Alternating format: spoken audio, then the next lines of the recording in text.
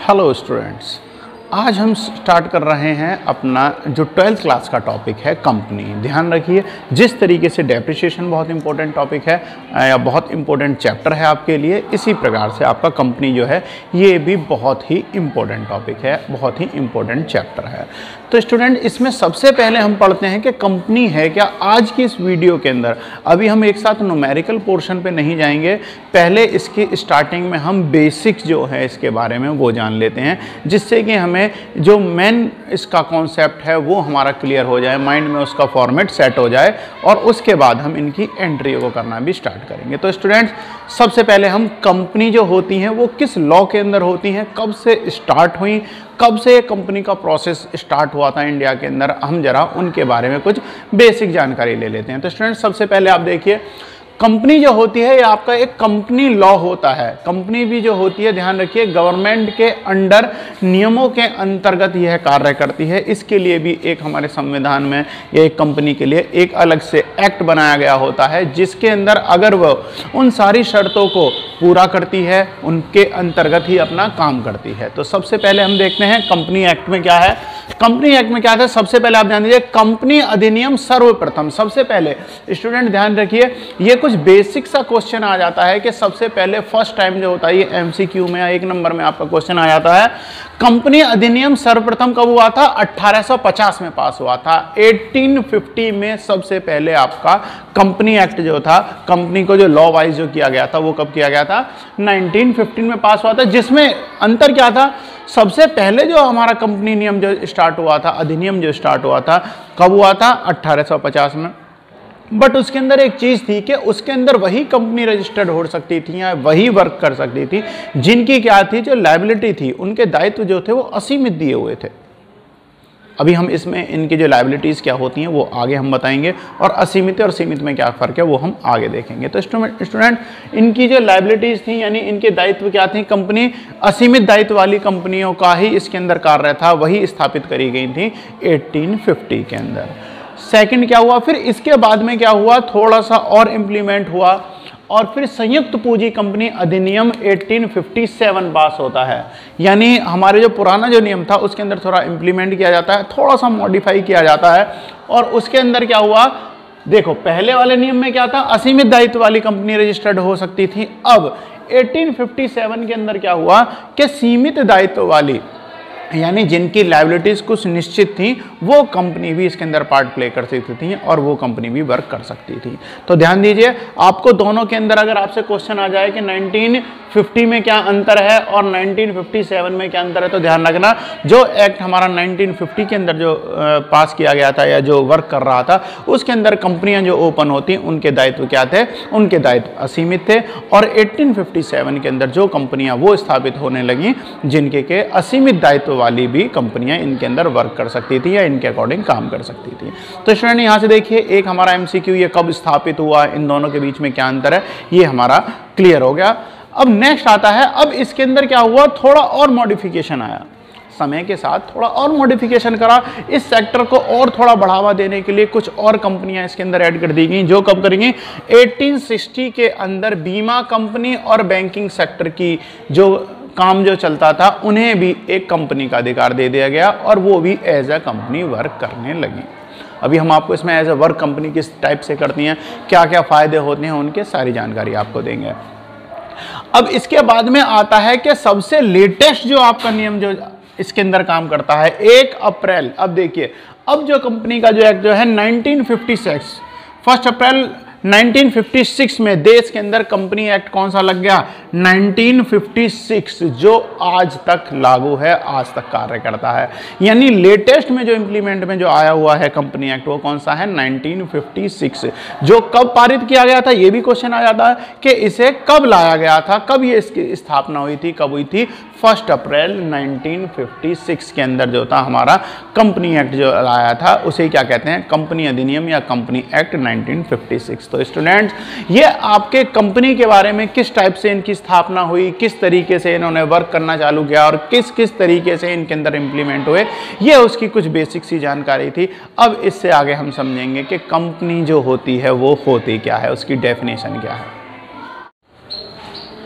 Students, अब हम इसमें पढ़ लेते हैं कंपनी के बारे में, कंपनी अधिनियम के बारे में। तो अभी हमने जान लिया था, अब हम यहाँ से पढ़ते हैं कंपनी की डेफिनेशन क्या है। ध्यान दीजिए, एक कंपनी एक्ट 1956 के सेक्शन 3(1) या 3(1)I के अनुसार क्या है, कंपनी से आशय एक ऐसे संगठन से है जिसका निर्माण एवं पंजीकरण उस अधिनियम या उससे पिछले किसी अधिनियम के अंतर्गत किया गया हो। इट मीन्स क्या है कि that kind of the organisation that can registered in registration and the completely in with according to the company act, या तो कोई पुराना एक्ट हो या फिर अपना लेटेस्ट वाले एक्ट के अंदर, यानी कि 1956 के अंदर रजिस्टर्ड होनी चाहिए। ये आप सबसे बेसिक सी चीज़ है, इसे आप समझ लीजिए। नेक्स्ट, इसके अंदर जो आपकी एक डेफिनेशन दी गई है वो क्या है, ये आप देख लीजिए। ये बहुत सारी चीज़ों को आपको खोल के समझाती है। कंपनी से अभिप्राय विधान द्वारा निर्माण एक ऐसे कृत्रिम व्यक्ति से है। स्टूडेंट समझिए, जो कंपनी के अंदर, कंपनी क्या होता है, कंपनी एक अपने आप में एक सेपरेट एंटिटी रखती है, एक कृत्रिम व्यक्ति का रूप रखती है, एक इमेजिनेशन सेपरेट एक पर्सन का एक रूप होती है। यानी कंपनी एक इमेजिनेशन एक सेपरेट पर्सन कैसे है, यानी कि वो एक, जैसे कंपनी के जो पार्टनर हैं, सपोज 3 जने कोई पार्टनर हैं, राम, श्याम और रमेश, इन 3 जनों ने कोई कंपनी स्थापित करी। तीनों जब मिलेंगे, इन्होंने एक कंपनी अलग से स्थापित कर दी XYZ, वो एक सेपरेट नाम होगा XYZ, जो भी उन्होंने मिलकर अपना रख सके। XYZ एक हमारी तीसरी ये कंपनी स्टार्ट हो गई। अब इसमें क्या हो जाएगा कि वो क्या है, कंपनी एक अपनी अलग पावर रखेगी। उनकी पावर जो होगी, जो उसके मेंबर जो हैं उनसे बिल्कुल सेपरेट होंगी।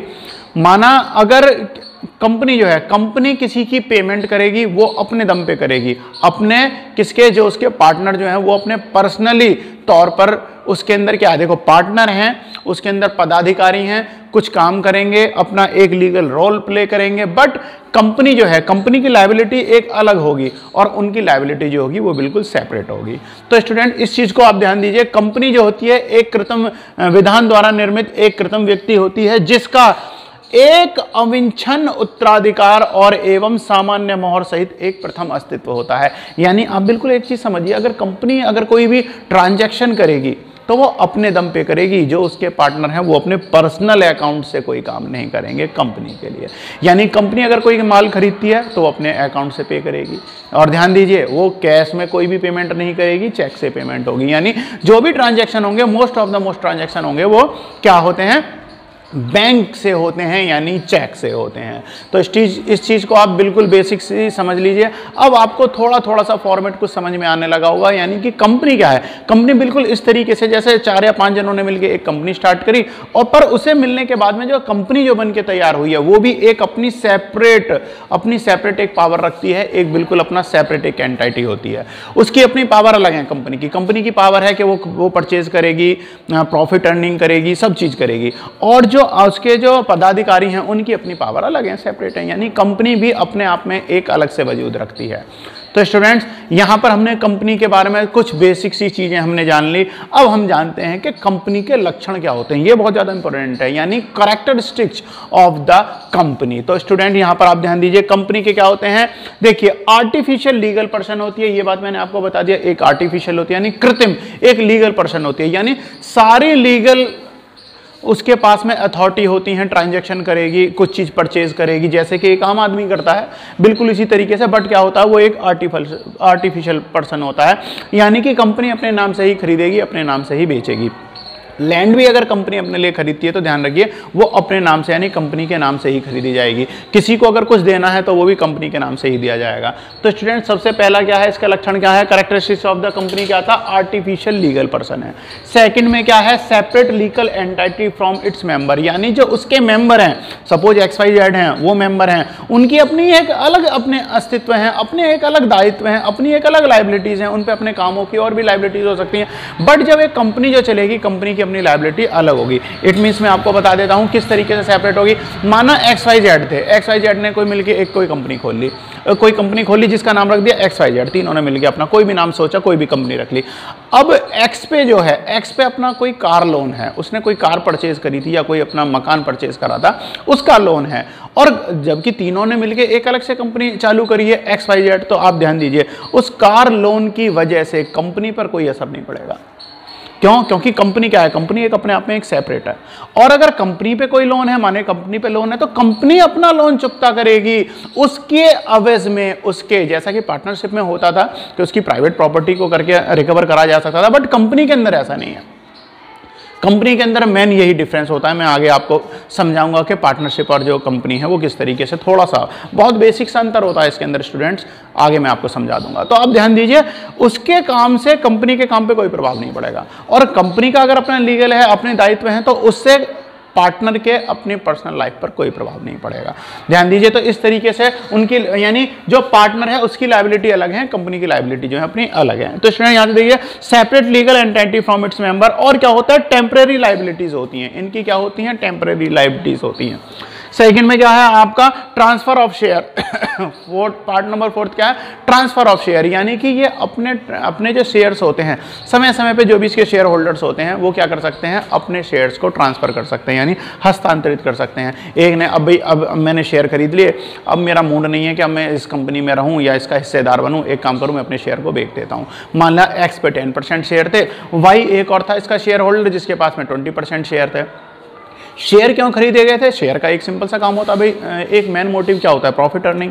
तो प्रॉफिट अर्निंग, अब मान लिया मेरा जो X जो था उसका मन नहीं है, यार बहुत हो गया, अब मैं नहीं चाहता, मैं अब इससे बाहर निकलना चाहता हूं, तो वो क्या करेगा, अपने शेयर, सपोज उसने Y को बेच दिए, X के पास 10% शेयर थे तो 10% प्रॉफिट का शेयरिंग थी उसकी, और Y के पास कितने 20% शेयर थे, तो उसने क्या करा, जब X गया, X जब जाएगा तो अपने शेयर को क्या करेगा, Y को ट्रांसफर कर जाएगा, बस, और कुछ नहीं होना, इससे ज़्यादा अकाउंट के अंदर कोई छेड़खानी नहीं होगी। बट आप ध्यान दीजिए, पार्टनरशिप से कैसे अंतर है, पार्टनरशिप के अंदर ऐसा नहीं होता था। पार्टनरशिप के अंदर अगर कोई हमारा जो भी पार्टनर था अगर वो ऐड होता था तो ध्यान रखो उसकी एवोल्यूशन अलग करी जाती, उसकी वैल्यूएशन अलग करी जाती थी, उसके हिसाब से क्या हो जाएगा, उनका कैपिटल का रेशो बदल जाता था, कैपिटल का रेशो बदल देगा तो प्रॉफिट एंड लॉस का भी रेशो बदल जाएगा, तो यानी पूरी बैलेंस शीट ही चेंज हो जाती थी उसके अकॉर्डिंग, पूरा सारे अकाउंट ही दोबारा से बनाने पड़ते थे। बट कंपनी के अंदर ऐसा नहीं है। कंपनी के अंदर क्या होगा, कोई भी अगर आ गया वो अपना ट्रांसफर करेगा, बट जो कंपनी का जो अपने अकाउंट है उन पे कोई खास फर्क नहीं पड़ेगा, बस एक रजिस्टर में एक उनकी एंट्री हो जाती है कि भाई ये ए वाले ने के पास में 10% शेयर थे, अब कितने हो गए, 20% शेयर हो गए, बस, इससे ज़्यादा कोई बहुत ज़्यादा अकाउंट के अंदर कोई हेर फेर नहीं करना पड़ता है। तो स्टूडेंट देखिए यहाँ से हमारा क्या था, क्या टेम्परेरी लायबिलिटीज होती हैं, यानी लायबिलिटीज भी जो होती हैं वो भी परमानेंट नहीं होती हैं, और साथ में क्या होता है आपका ट्रांसफर ऑफ शेयर। मैंने आपको भी समझाया था कि शेयरों का जो होता है, जैसे मिस्टर X है वो Y को अपने शेयरों को ट्रांसफर कर सकता है, तो इट मीन्स जैसे X के पास अगर 10% शेयर हैं, Y के पास क्या है 20% शेयर हैं, तो अभी अगर X का अब इंटरेस्ट खत्म हो गया कंपनी में काम करने से या कंपनी में के अपने हिस्से से, तो क्या हो जाएगा, वो Y को अपने शेयर को ट्रांसफर कर सकता है। अगर वो Y को अपने शेयर को ट्रांसफर कर देता है तो इट मीन्स क्या हो जाएगा, जो Y के पास में पहले 20% शेयर थे, अब क्या हो जाएगा, वो 10% शेयर और ऐड हो जाएंगे, और Y के पास कितने हो जाएंगे, आपके 30% शेयर हो जाएंगे। ओके स्टूडेंट, तो इस तरीके से हमारे कंपनी का अकाउंट होता है और कंपनी को इस टाइप से मैनेज किया जाता है। इसके बारे में हमने कुछ बेसिक जानकारी इकट्ठी करी है, अब हम आगे इसमें और थोड़ा सा आगे पढ़ लेते हैं।